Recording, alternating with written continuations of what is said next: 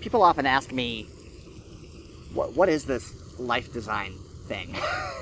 How do I know if I'm doing it? What is it? What is this all about? It seems like a strange concept of designing your life. On some level, life design is really just about being intentional. It's about being intentional about the elements of your life that you include and the elements of your life that you exclude. On a deeper level, life design is about, I would say, closing the gap between who you are and what you do.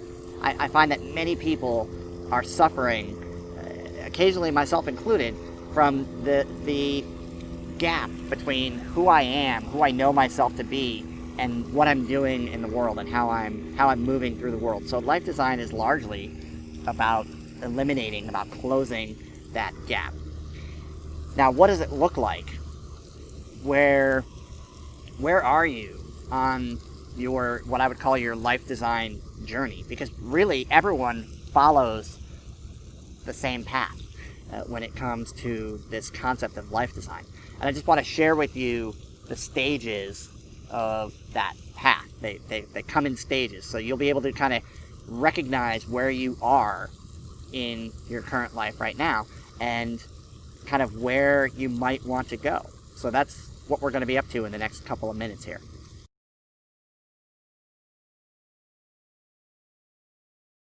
So the first stage, is kind of almost a pre-stage, is called wandering. If you've ever heard the story of Steve Jobs, many of us know that Steve Jobs was fired from Apple early in his career, and he went into kind of a 2 or 3 year period where he was just, I think there were very dark times for him. He was kind of wandering in the wilderness. He called it his wilderness phase. He was very disoriented, very confused, really questioning everything. I don't think most people are suffering to that extent, but most people have a mild version of what I would call wandering. And it usually shows up in one of 3 ways. The person either feels lost, they feel like they're just lost in the world, or they feel stuck.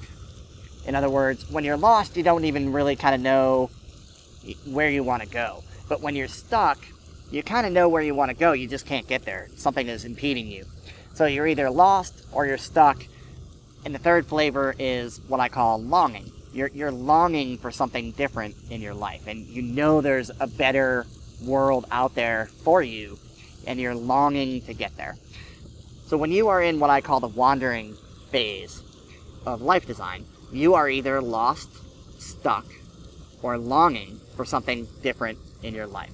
So that's how you're going to know if that's where you are right now.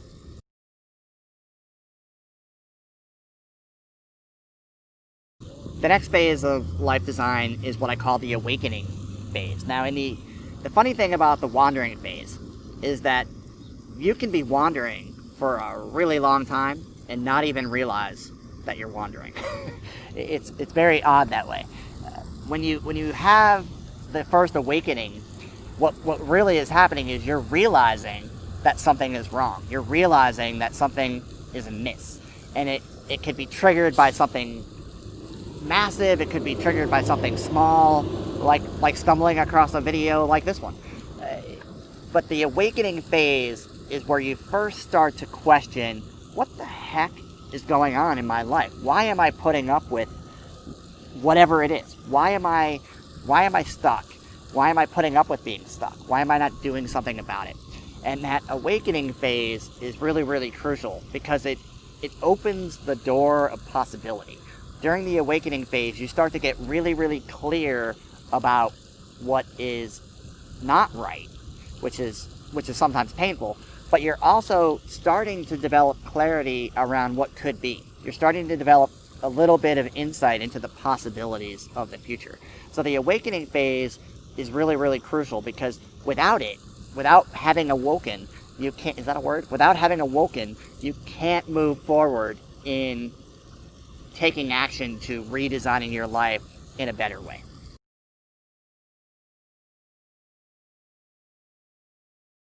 So the next phase of the life design journey is what I call disturbing. It follows awakening. So here's an interesting thing about about humans. We are very adaptable. We are very resilient. Things get in our way, and we are able to relatively easily overcome them. And if you just look over your life, you will notice this pattern of encountering challenges and overcoming them. When it comes to life design, and when it comes to the big, heavy things that tend to keep us stuck or lost, sometimes we need something to disturb the system. Sometimes we need something to really kind of shake things up. And sometimes it can be, sometimes life hands us these things. Sometimes life just throws a disturbance in our face, and we have to deal with it. And that becomes the catalyst for us taking subsequent action and eventually getting ourselves to a better place. That isn't always the most pleasant experience. In fact, it never is. But there are other ways to create that kind of phenomenon of having a disturbance, which kind of catalyzes us into action. So the disturbing phase, or the disturbance phase, is all about disturbing our current system in such a way that it propels us into action. And oftentimes at the Life Design Center, that comes in the form of a new possibility, a concrete understanding of what life could be.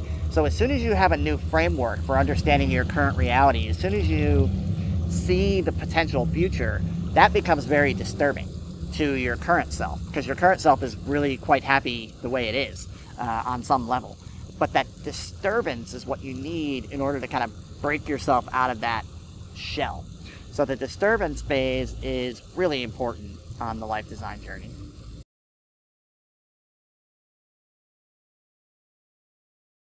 Now, after we disturb the system, we then move into the phase called exploring.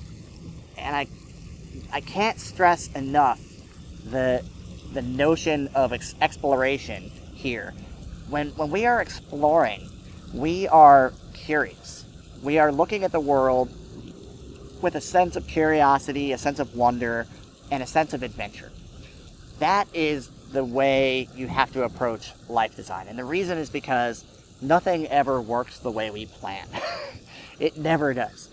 Life is always about trying things and learning when those things don't work out exactly as we thought they would. So the stage of exploring is really, really crucial to have an explorer's mindset. Because when you're doing your life design, even if you know, or if you think you know where you want to go, getting there is never going to be a straight line. It's just never going to be a straight line. If it was, you would already be there. So the reality is this notion of exploring is a lot about going down a path, oh, that was a dead end, coming back, or going down a path and saying, oh man, that didn't work out the way I thought it was going to, and you have to come back. So a lot of it is this almost trial and error. Experimentation is probably a better way to say it, but exploration is the way that I describe this particular phase of the life design journey.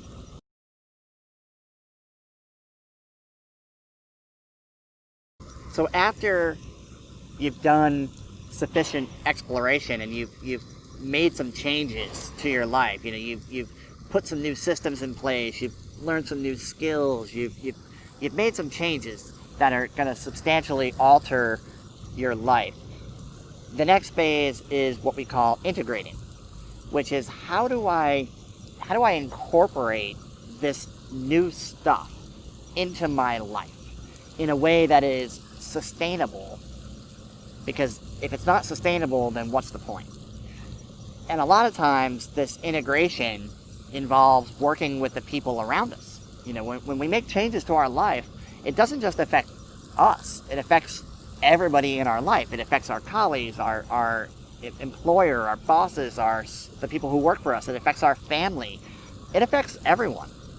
And oftentimes this is a point of resistance for people, because other people don't like change any more than we do. So even if it's us changing, that's going to be troublesome for the people around us. So there's this notion of integration where we are really kind of solidifying the work that we do. During exploration, it's all very exciting and things happen very quickly. But during integration, what we're doing is we're taking the bricks and we're making sure they're solid. We're making sure that they're on solid ground and they're really structurally sound. So the integration phase is super crucial when it comes to long-term success.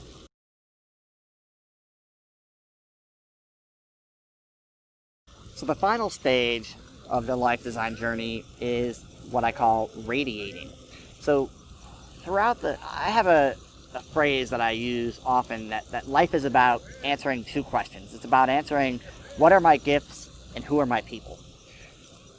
In any classic hero's story, the hero goes out, conquers the monsters, grabs the prize, and then brings that prize back to the village. This is the story of heroes that has been told for thousands and thousands of years. Life is the same way.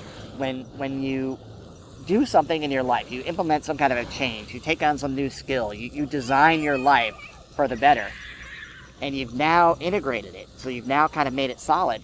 The next step is just sharing that gift with the world, radiating that gift in a way that people can appreciate and that people can get value from.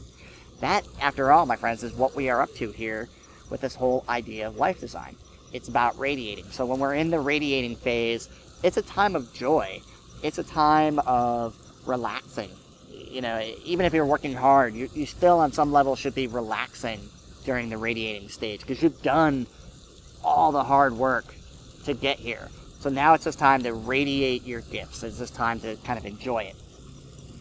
Now, these stages or these phases, it's not like you don't just graduate to radiating and then you're done with life. Life design is an ongoing process. So what will happen is even after you've been in the radiating stage for quite some time, there's a really good chance that you're going to realize that you want to change something else. Because you're perfect as you are right now, and you can always be a little bit better. So what happens with the stages here is that at some point in time you'll get to radiating and you'll hang out there for a while and it'll be amazing, and then you'll just say, man, there really is something more. There's always something more in a good and healthy way. And once you realize that, you will go all the way back. You will go all the way back. Maybe not all the way back to the wilderness phase. Hopefully you don't get thrust all the way back to the wilderness phase, the wandering phase. But you will probably have a mild degree of wandering. And you will find yourself back in that awakening stage where you're like awakening to some new potential, some even newer and better possibility for your life. In which case you will just start following the stages right back through the way you did the first time. And it becomes a lifelong journey. But recognizing where you are in the journey is actually really important because the energies are different in each of these stages. The things you should be focusing on are different in each of these phases. And you'll be able to treat yourself with a little bit more compassion and more empathy for yourself if you know what phase you're in.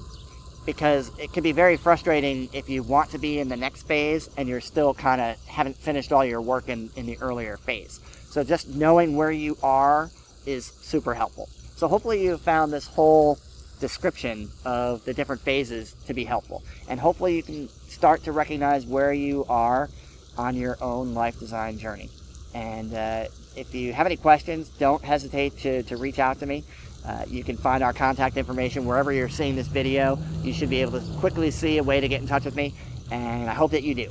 So with that, I wish you all the best and prosperous journey. Take care.